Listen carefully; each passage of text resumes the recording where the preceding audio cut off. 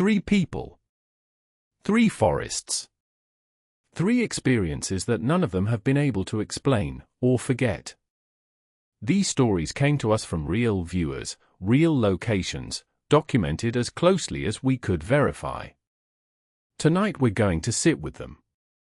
All 3. Stay with me. The trail ends at mile marker 9. I work as a forestry technician for the USDA. For 11 years. I tell you that so you understand, I am not someone who gets lost. I am not someone who panics. I know what forests sound like, and I know when they don't sound right. This was October of 2021. Chequamegon-Nicolet National Forest, northern Wisconsin. I was alone, doing a routine timber survey along a corridor we'd flagged the previous spring. The weather was clear. Temp around 48 degrees. I'd done this specific route maybe a dozen times. I reached mile marker 9 just before 2 p.m. That's where the flagged corridor ended. I had maybe 90 minutes of daylight-adjacent work left, so I decided to push a little further, maybe a quarter mile past the marker, to note some diseased ash trees I'd spotted on a previous pass. The first thing I noticed was the quiet. Not peaceful quiet. The specific quiet where you realize the bird stopped some time ago and you can't remember exactly when. My boots on the leaf litter sounded too loud. Like I was the only thing moving in a very large room. Then I saw the structure. It wasn't a hunting blind. I've seen hundreds of those. This was maybe 8 feet tall, built from deadfall and what looked like orange surveying rope, our rope, the same spec we use, woven between the branches in a pattern I couldn't immediately make sense of. Not random. Deliberate. Like it meant something to whoever built it. In the center of it, hanging at chest height, was a plastic bag. A Ziploc bag. Inside the bag was a single index card. I stood there for a moment. Then I took a photo and kept walking. I don't know why I kept walking. I've thought about that since. About 40 yards further I found a second structure. Identical dimensions. Different rope pattern. Another bag. Another card. I stopped. I looked back the way I came. The trail was still there. The trees were still familiar. I opened the first bag. The index card had a date on it. November 14th, 2019. Below the date, written in small, careful handwriting, a name. Not my name. A woman's name I didn't recognize. Below that, 3 words. She came back. I opened the second bag. Same date. Different name. Same 3 words. I counted 7 structures before I stopped counting and walked, not ran, walked, back to the truck. I submitted the photos to my supervisor. I filed an incident report with the Forest Service and the county sheriff's office in Ashland. The sheriff's office found no structures when they visited the site for days later. No rope. No bags. My supervisor told me the surveying rope in the photos was discontinued in 2018. I still think about the names on those cards. I've never searched for them. I've decided I'd rather not know what I'd find. But sometimes, driving home on the long stretch of 77 through the dark tree line, I think about the phrase. She came back. And I think about the fact that I went back. That I'm still going back. Every week. Mile marker 9. I've started parking further away than I used to. The next account comes from a couple in Oregon, and what unsettles me most about it isn't what they saw, but what their dog understood before they did. The man at the edge of the burn zone. My wife and I moved to Bend, Oregon in 2019. We're both in our early 40s. We have a dog, a 7-year-old shepherd mix named Hollis. I want you to picture us clearly. We are the most ordinary people. We hike on weekends. We listen to podcasts. Neither of us believed in anything we couldn't see. August 2022. We were on a trail in the Deschutes National Forest, eastern section. The trail skirted along a burn zone from a 2020 fire, dead silver trees, open sky above them, the ground still black in places underneath the new scrub grass. It's eerie in the way all burn zones are eerie. That's not what this is about. We were maybe 2 miles in when Hollis stopped. He's a trail dog. He doesn't stop. He's the reason we keep pace. He pulls forward, always. But he stopped, completely, and stood rigid. His tail dropped. I looked where he was looking. At the edge of the burn zone, maybe 60 yards off trail, there was a man standing between 2 dead trees. Perfectly still. Facing us. He was wearing dark clothing. I couldn't make out features clearly at that distance, just shape. A person-shaped stillness. My wife said, quietly, "Should we wave?" I didn't want to wave. I couldn't have told you why. We watched him for maybe 30 seconds. He didn't move. Hollis made a sound I'd never heard from him, not a growl, not a whine. Something lower. Something resigned. We kept walking. We told ourselves it was a hiker resting, looking at the burn zone. That's a reasonable thing to do. We told ourselves that several times.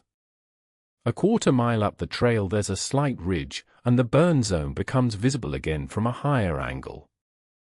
My wife looked back. She does this habitually. She likes the perspective. She grabbed my arm. The man was at the edge of the burn zone again.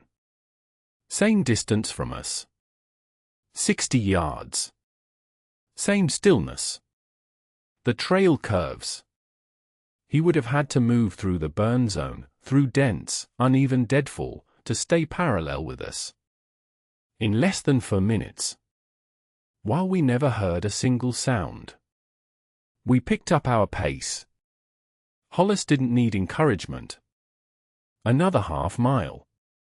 Another ridge line. My wife didn't look back that time. She told me later she'd decided not to. I looked.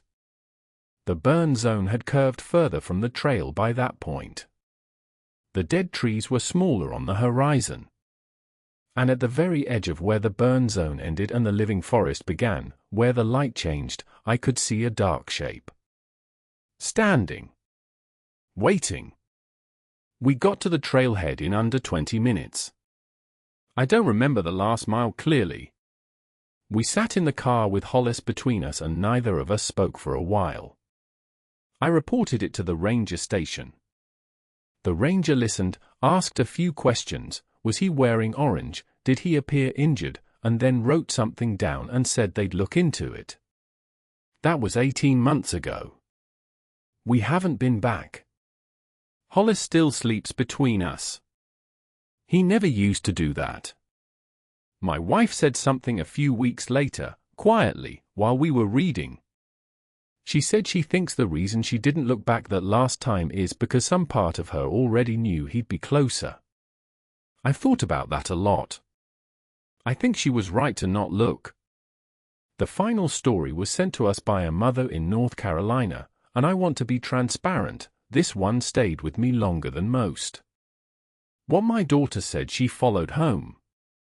I need to preface this by saying my daughter is 9 years old and she is, by every measure, a grounded and truthful child. She is not dramatic. She doesn't embellish. Her teachers say the same thing. I say this because what follows is her account, as she gave it to me, and I have no framework for it.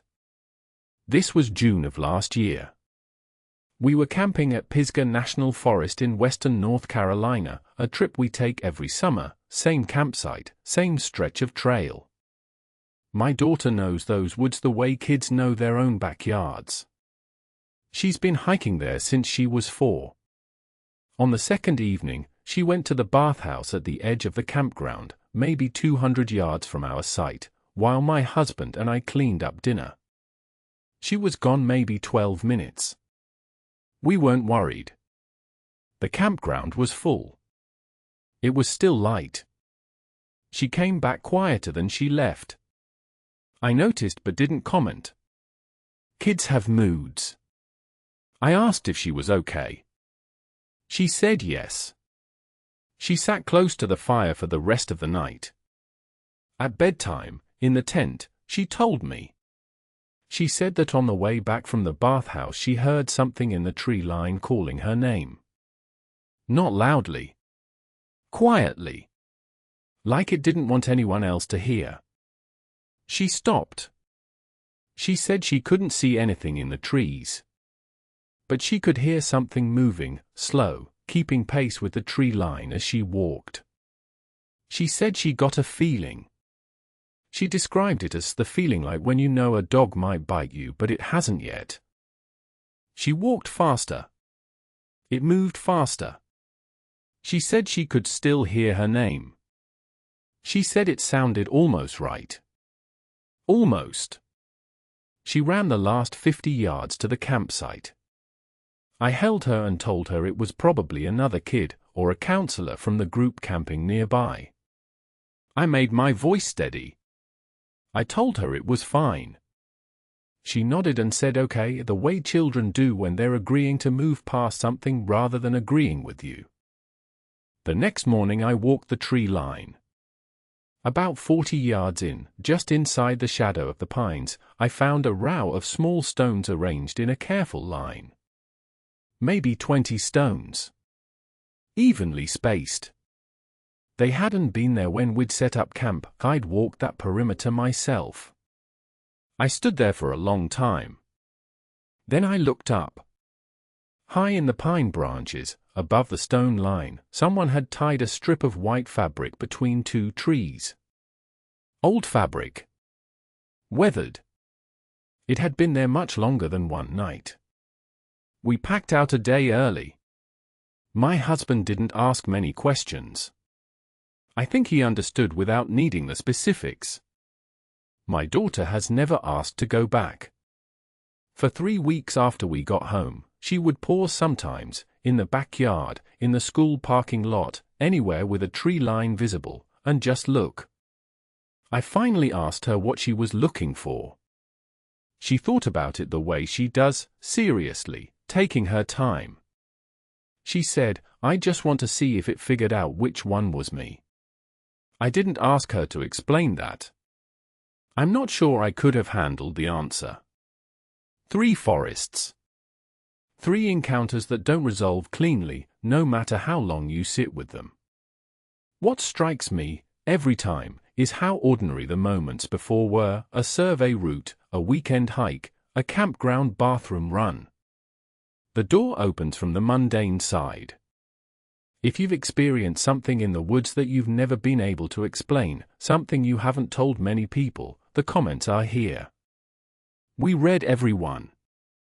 If you want more stories like these, subscribe. New ones arrive every week.